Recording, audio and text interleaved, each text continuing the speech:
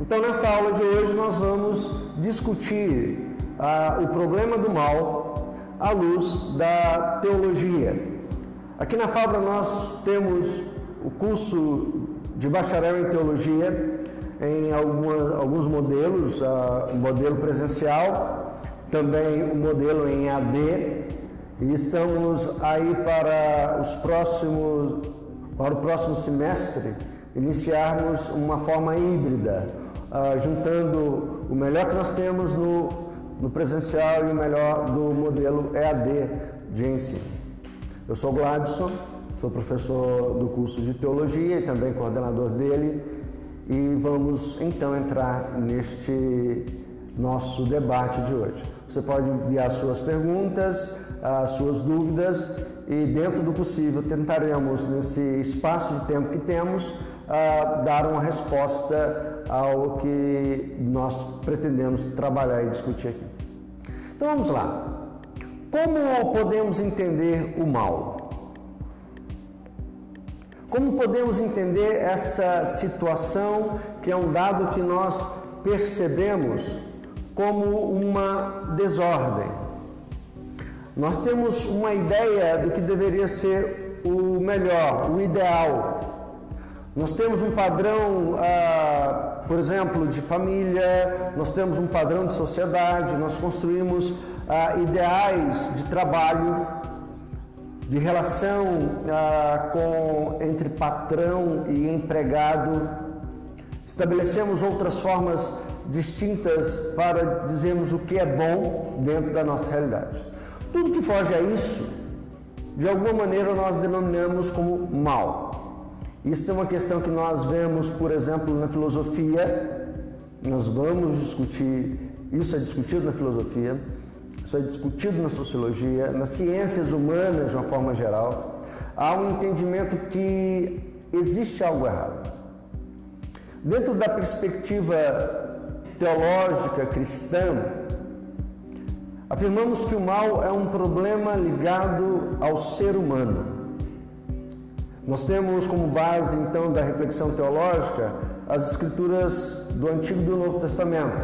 Isso para a teologia cristã. Se fosse outra teologia, a teologia do Islã, teríamos o Alcorão, ou a teologia do judaísmo, teríamos no Antigo Testamento cristão, ou a Tanar, que é a Torá, Neviim e Ketuvim. São as formas de livros que eles têm. E por aí vai. Todas as suas religiões têm a sua forma de tradição, e o mal entra como esse desajuste. Dentro do cristianismo, nós entendemos que o mal é uma questão ligada diretamente ao uso da liberdade. A narrativa de Gênesis nos diz que a criação foi feita de maneira perfeita. Ela é concluída com a fala de Deus dizendo: eis que tudo é muito bom.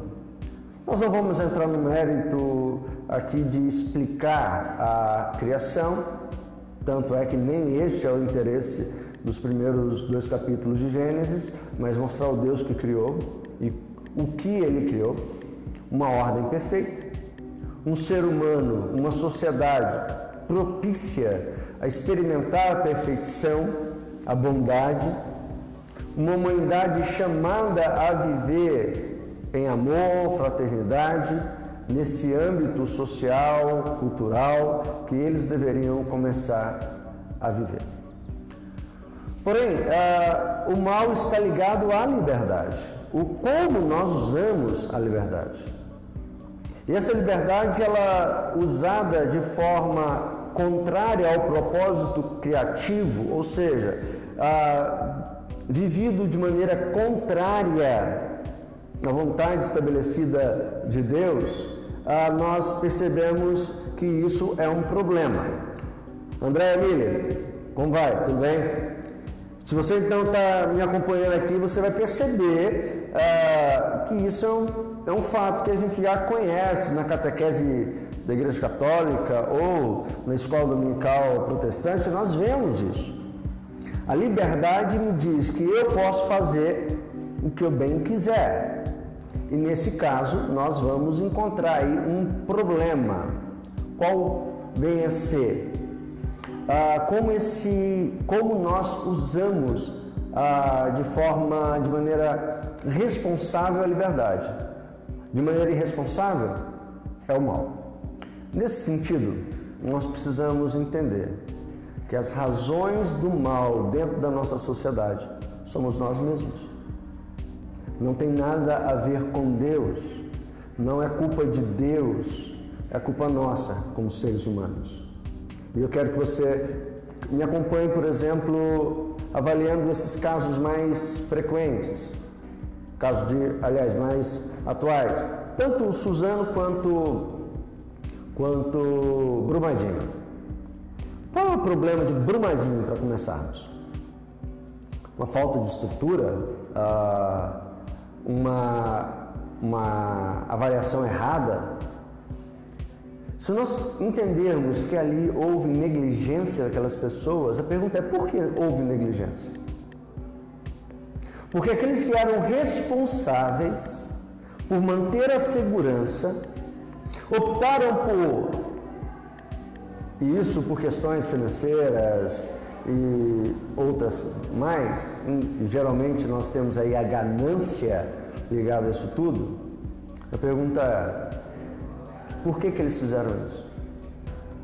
Abriram mão da responsabilidade e provocaram um mal que incidiu sobre aquela cidade e teve aspectos muito mais profundos: a morte, o desaparecimento, o luto, a tristeza, porque o coração humano estava inclinado à busca por maiores fortunas, por melhor renda, ao oferir ganhos maiores sem um investimento na segurança. Eis o mal. Por que aquele garoto, junto com os seus colegas, intentaram contra a vida de outros? Porque o mal estava ali. Porque eles assumiram a responsabilidade de que a vida não tinha sentido. E para aquele rapaz que aparece como o cabeça de tudo, se você percebe ainda o egoísmo. Egoísmo é o contrário do amor, porque ele se propõe a ser amor para si. Porquanto o amor nunca é para si.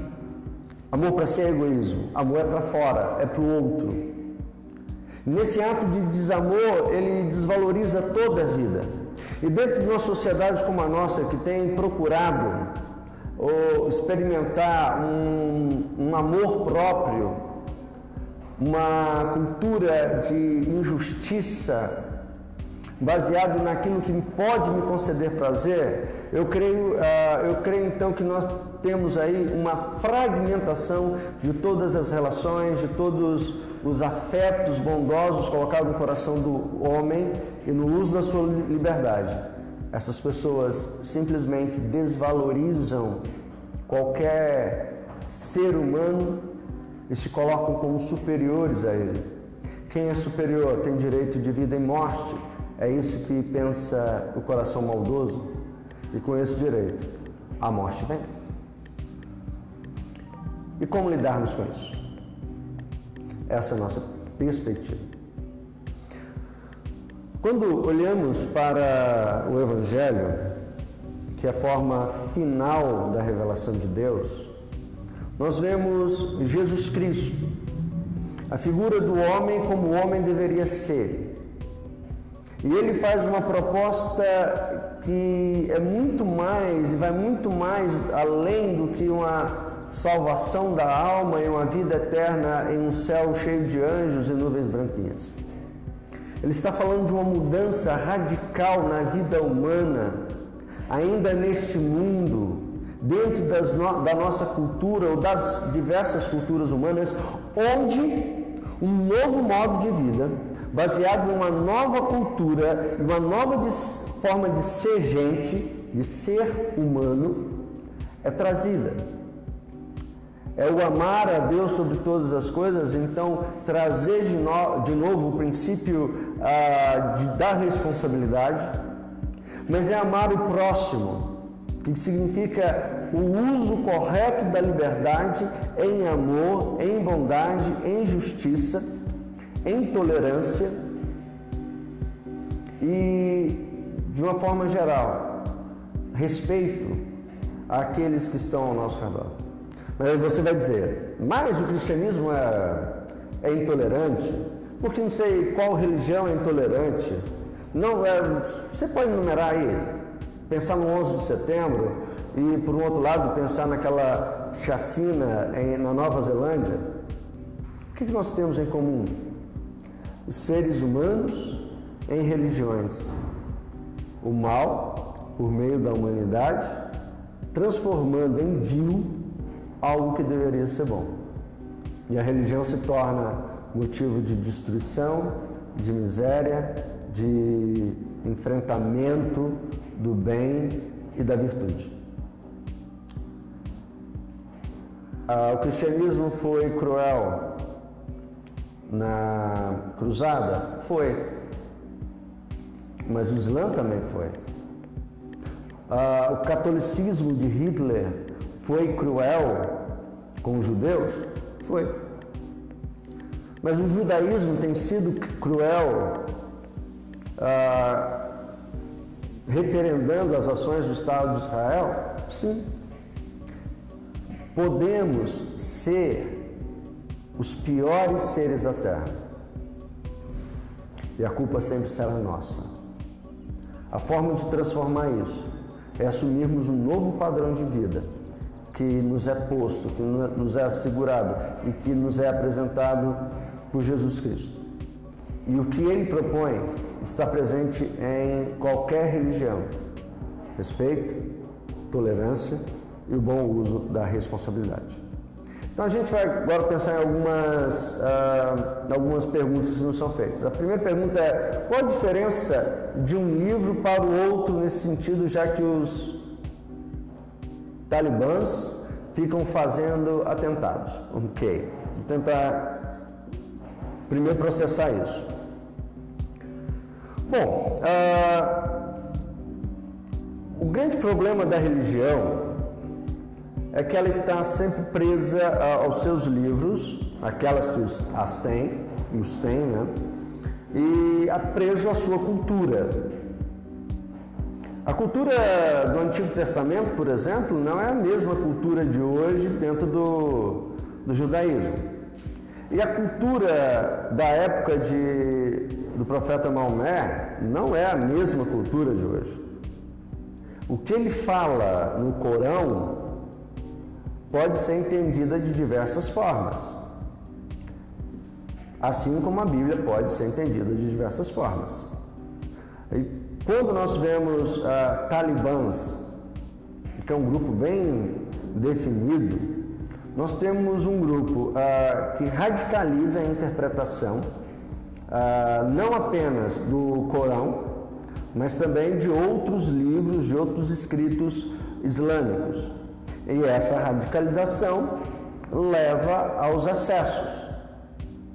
É claro, você vai encontrar algumas falas complicadas, tanto na Bíblia quanto no Corão. Por exemplo, homossexuais devem ser mortos tanto no Antigo Testamento quanto no Corão. Não há nenhuma diferença nisso, mas dentro da cultura tinha uma explicação, dentro de um momento tinha uma explicação. Então, a diferença desses livros não é o livro em si, mas quem está lendo e quem está interpretando. Espero ter respondido essa questão. Tem mais uma? O Deus do Antigo Testamento e do Velho Testamento é o mesmo? Sim. O problema é como nós entendemos o que você está dizendo como Deus do Velho e do Novo Testamento. Existem coisas complicadas no Antigo Testamento? Sim, mas são circunstanciais. Algumas delas são, de fato, inscritas dentro de um contexto cultural, social, político e tem algumas implicações também espirituais. A questão que mais incomoda é, por exemplo, como um Deus de amor determina a guerra entre os povos. Isso foge à nossa compreensão a princípio. Mas nós devemos lembrar o seguinte, que o Deus de amor é também um Deus justo. E a justiça não exclui o amor, e nem o amor exclui a justiça. Então Deus, quando, por exemplo, manda que o Josué, o líder hebreu, entre em Canaã e cometa um genocídio, ele está simplesmente usando alguém para ser uma espécie de vara de castigar um povo, uma nação, ou, no caso, as nações de Israel. Entender isso significa entender que Deus usa de formas diferentes os fatos, os fenômenos e os acontecimentos para apresentar também a sua justiça. Vamos lembrar que o Deus do Antigo Testamento é o mesmo do Novo. Lá, ele é conhecido como Yahvé ou Jeová. Ele tem o seu caráter amoroso, sim. É ele que vai dizer, com amor eterno eu te amei, por isso com benignidade eu te atraí. Mas ele é o Deus justo, que condena o mal, que condena o pecado.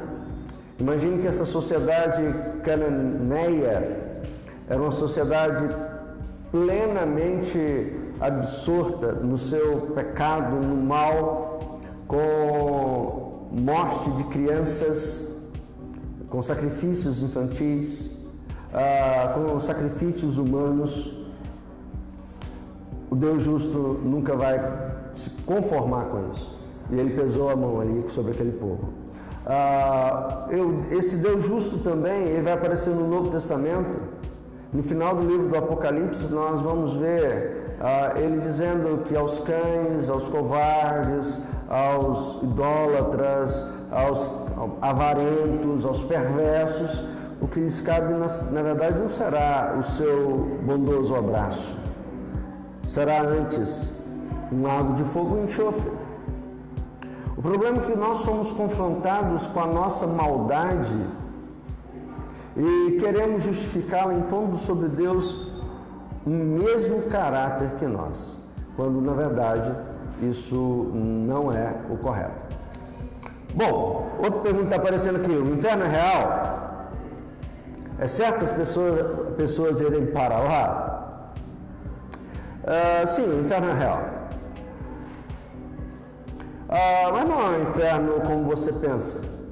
O inferno como você pensa, de um fogo, um caldeirão, fogueiras acesas e pessoas sendo futucadas por um garfo demoníaco, essa ideia ela já foi ultrapassada. Mas o inferno é um estado de permanente dor e sofrimento, resultado do deliberado afastamento de Deus. Imagine toda a dor que você já sentiu na vida, toda a angústia que você já sentiu na vida, elevada a potências magníficas, enormes. E isso afastado de toda a esperança. Dante Alighieri, um poeta italiano no final da Idade Média, início da Idade Moderna, entre os séculos XV e XVI, escreveu a Divina Comédia e narra o seu trânsito pelo céu, purgatório e inferno. Quando ele entra no inferno, ele lê uma placa dizendo: deixai fora a esperança, todos vocês que aqui entram. O inferno é o desespero dos desesperos. E ele está no final de uma vida descomprometida com Deus, desapegada do bem e de irresponsabilidade diante da sociedade e do mundo. Esta é a visão cristã. E Deus não manda ninguém para o inferno. Quem deseja o inferno é só viver a vida sem compromisso nenhum, sem amor nenhum, apenas buscando o seu próprio prazer. As consequências virão. E a consequência maior da maldade humana chama-se afastamento de Deus. E afastamento de Deus é como conhecemos o inferno. Mais alguma pergunta? Bom, espero que a gente tenha podido expressar um pouco aí do que é o mal, do seu problema, como ele nos afeta e ainda assim apresentar algumas respostas a algumas perguntas. No mais, nós estamos aqui na Fabra e se você quiser, venha, nos procure, podemos ter um tempo de diálogo, de conversa e até mesmo discussão desse tempo. E mais, venha estudar conosco, porque aqui na Fabra nós construímos carreiras de sucesso.